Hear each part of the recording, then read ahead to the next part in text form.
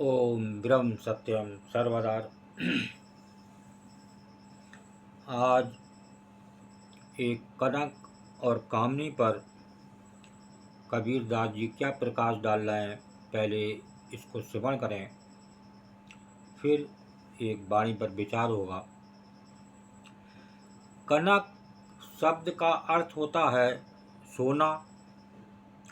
इसके अतिरिक्त इसका अर्थ ढाक अथवा धतूरे का वृक्ष भी होता है, परंतु यहाँ पर इसका अर्थ प्रचुर मात्रा में द्रव्य धन दौलत का होने के रूप में प्रयुक्त हुआ है। कामनी का अर्थ स्त्री से संबंध रखता है, जिसका भावार्थ है वो स्त्री जो कामासक्ति को उत्तेजित करे अथवा जो कामोत्तेजना का कारण बने। इस प्रकार कामनी स्त्री तो अवश्य होती है, परंतु हर स्त्री कामनी नहीं होती। स्त्री भी केवल स्त्री ही नहीं, प्रत्युत वो माँ, बहन, बेटी तथा सती, साध्वी और वो सब कुछ है। देखिए, जिसकी समानता जगत में दुर्लभ है। तो बात को समझें। एक संत की कभी कभी गलत बात मन में उतरती है और वो एक शोक का कारण और एक कामना का कारण बनता है। तो देखिए, अभी आपने कनक और कामनी स्त्री पर एक संदेश, एक संत कबीरदास जी का। अब एक वाणी को श्रवण करें, ये वाणी क्या संदेश दे रही है कनक और कामनी के। एक कनक अरु कामनी,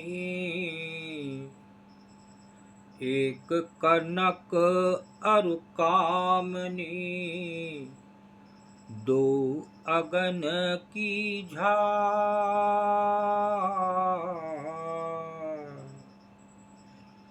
एक कनक अरु कामनी, दो अगन की झाल। देखत ही ते पर जरै, देखत ही ते पर जरै, परस करय पैमाल कबीरा, परस करय पैमाल। एक कनक और कामनी, दो अगन की झाल।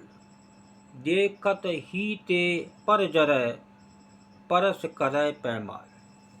देखिए, यहाँ पर समझें एक संत की वाणी का निर्णय।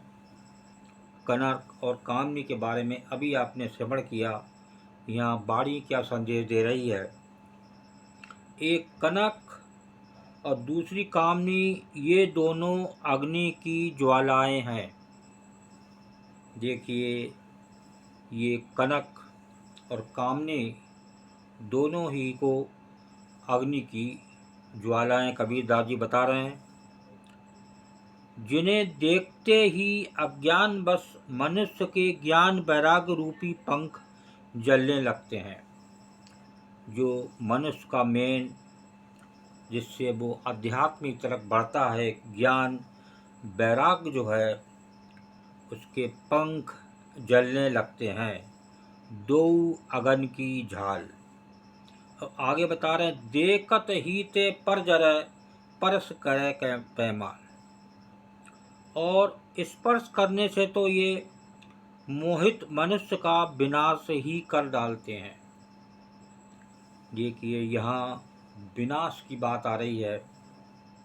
ये शब्द, ये वाणी कबीरदास जी की है, एक संत की है। फिर इनसे बच पाना कठिन है। एक बड़े बड़े संत डगमगा जाते हैं। ये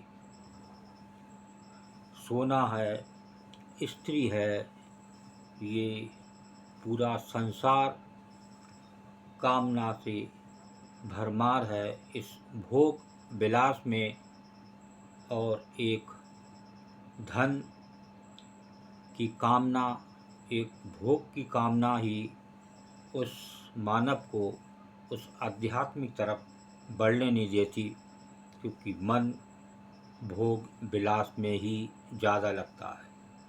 बड़े बड़े संत भी डगमगाते देखे गए हैं। तो देखिए, एक वाणी को और श्रवण करते हैं, ये क्या संदेश दे रही है। एक कनक अरु कामनी, एक कनक अरु कामनी, विषफल लिया उपाय,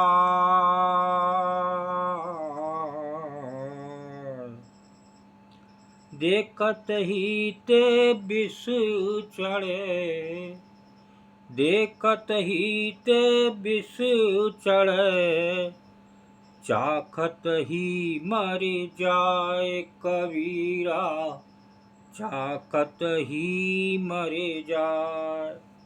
देखिए यहाँ क्या समझा रहे हैं एक संत। एक कनक और कामनी, विष फल लिया उपाय, देखत ही ते विष चढ़े, चाकत ही मर जाए।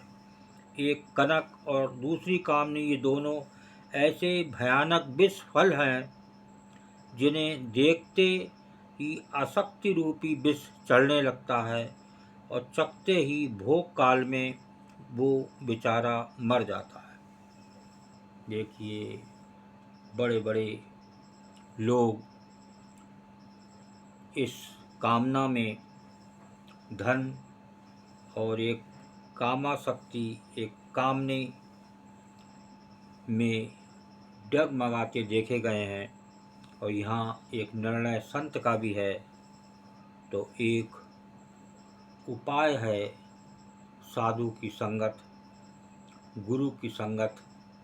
आप अपना को एक गुरु के अर्पण कर दें, तो ये जितनी भी कमियां हैं जो डगमगाने वाली, वो सब गुरु के शरण से ठीक हो जाती हैं, सारे विष दूर हो जाते हैं।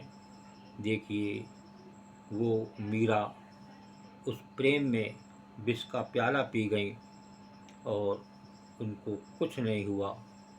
ये होता है एक प्रभु से मिलन। तो प्रभु के पास हर चीज़ का उपाय है, हर चीज़ का इलाज है। आप मन से चल के तो देखें, सारे कष्ट, सारी इलाज उनके चरणों में है। ओम ब्रह्म सत्यम सर्वदा।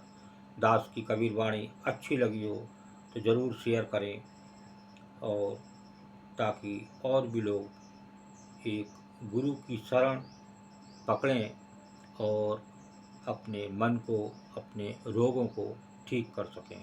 ओम ब्रह्म सत्यम सर्वदा।